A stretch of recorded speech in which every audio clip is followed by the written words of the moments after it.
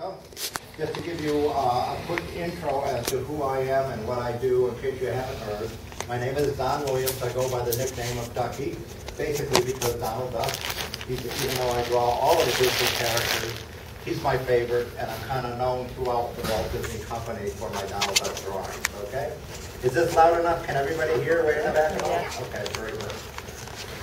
Anyway, what I do, I've been with Walt Disney World for 31 years now. I'm part of the marketing and advertising division of Walt Disney World, and I specialize in doing the characters. What that means is all the brochures, all the advertisements, mailers, guidebooks, tickets, brochures, any type of advertisement involving characters, all the artwork in the Orlando area, the billboards, the buses. Anytime you see the characters, pretty much on anything that involves promotion or advertising, I'm pretty much the guy that does it. I don't do merchandise typically. We have a different division that does merchandise. That would be all of your all your souvenirs, your t-shirts, coffee mugs, pins, all that kind of stuff. I typically don't do that type of thing.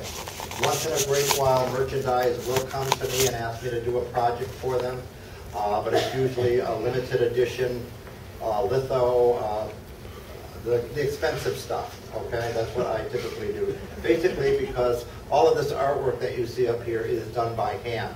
None of this is done on the computer. And all of your merchandise art, unfortunately, well, to me, unfortunately, is pretty much done on computer. And there's virtually no one in the company that really paints anymore other than me. So if merchandise needs something painted, they will come to me. But other than merchandise, really any area of the Walt Disney World property can come to me for work, whether it be the theme parks or the resort hotels, the Disney Vacation Club. I do pretty much all of their character art. And in more recent years, cruise line. Right now, about 80% of my time is devoted to cruise line. Not only sailing, I do anywhere from 6 to 8 cruises a year. A lot of people ask me how often I sail. Usually 6 or 8 cruises a year. It's usually the specialty cruises. It's usually the longer cruises, the transatlantic, the inaugurals. I always do one of the holiday cruises, either the Christmas cruise or the holiday cruise or the New Year's cruise. I kind of fluctuate back and forth. The reason I'm on this one is because it's the Dream's first 5-night, okay? So anytime anything special is going on, that's when they ask me to sail. Other than that, I do a lot, any mailers that you may get from Cruise Line, where you book your cruises from, those brochures, even the little book in your room with all the advertisements in it. It's got the Bahama Mickey on the cover. I'm the culprit of that. Your Key to the World cards. I did all the Key to the World cards. The diagram on the back of your door with Mickey putting on his life jacket. I mean, there's a million little things around. A lot of the kids' menus aboard the ship. I'm pretty much the guy responsible for all of that, okay? As I said, I've been with the company 31 years. I'm still going strong. I'm not retired. I go back to work Monday, just like everybody else. Anyways, what I'm going to do is I'm going to continue drawing as I speak, so I must apologize if my back will be to you, but I assure you I can draw and talk at the same time, okay? Because the more of these I draw, the more we have to give out. And we don't have a huge crowd, so you got a pretty good shot at getting a drawing today, because I did some free drawing before you all got here. So I typically have around 20 or so at minimum to give out, okay? A lot of people ask me how I got started at the Walt Disney Company, how I got to be a Disney artist. First of all, a lot of people think I'm an animator. I'm not really an animator. I've always wanted to be a Disney animator until I became a Disney animator. And I found it extremely tedious, extremely boring, drawing the same character over and over and over again, making them move a little finger or whatever. I love to paint too much, okay? I draw so I can get to do this, okay? So I quickly moved from animation. I did some animation. I animated Tinkerbell, Jiminy Cricket, Mickey, even the monorail I animated. And I quickly discovered that I liked painting very much too much to stick with that.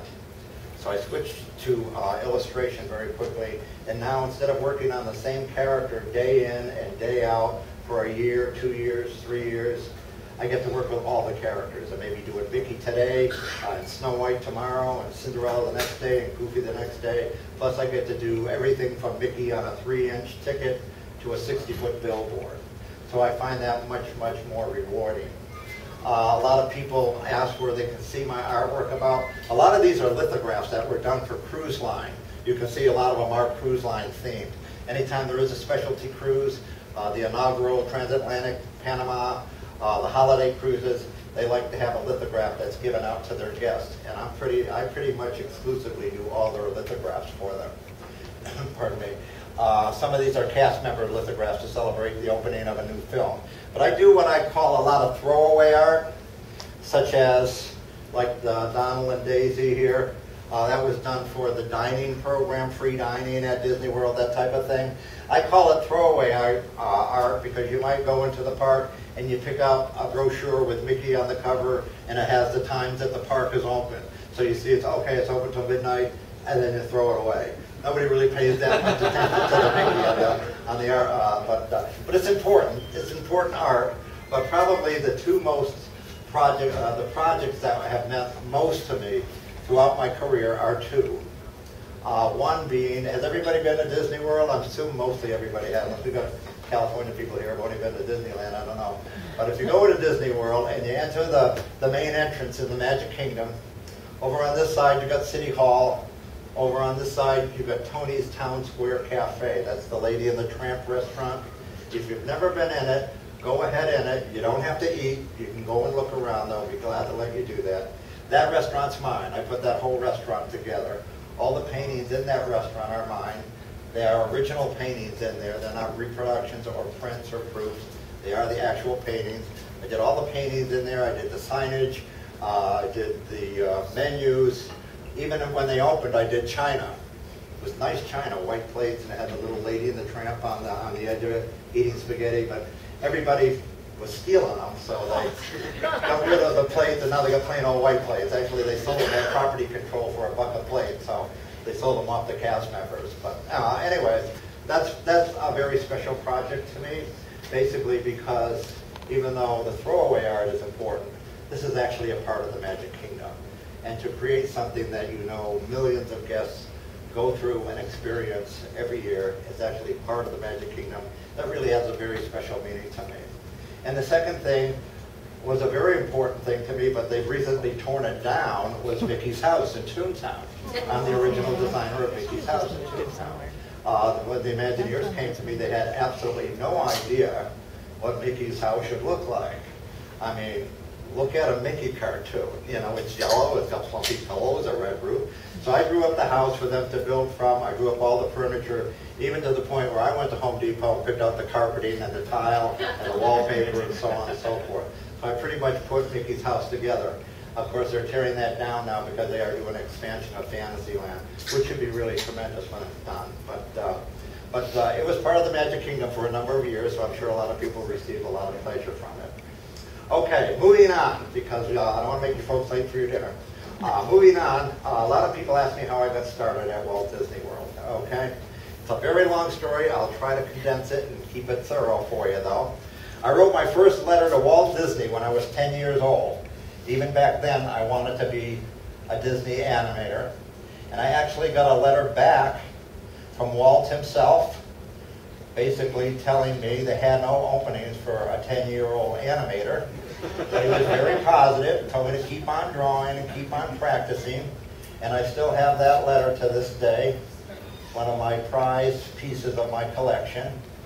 And yes, I am a Disney collector. You should see my house. It looks like the Emporium. Okay? In fact, Disney shouldn't even pay me. They should just give me stuff. Okay? But anyways, I wrote my first letter to Walt. And as I grew up, graduated from high school, I came from a very large family. There was 8 of us kids, and just my mother. My father kind of left my mother stranded with 8 kids. So we were pretty dirt poor. So at that time, when I graduated high school, and we're talking, late 50s, early 60s, back then most kids didn't have the opportunity they have today to go to college. Most kids, when you got out of high school, you kind of went right out into the workforce. Unless you were really smart or fairly well off, you didn't really go to college, and I really wasn't either of those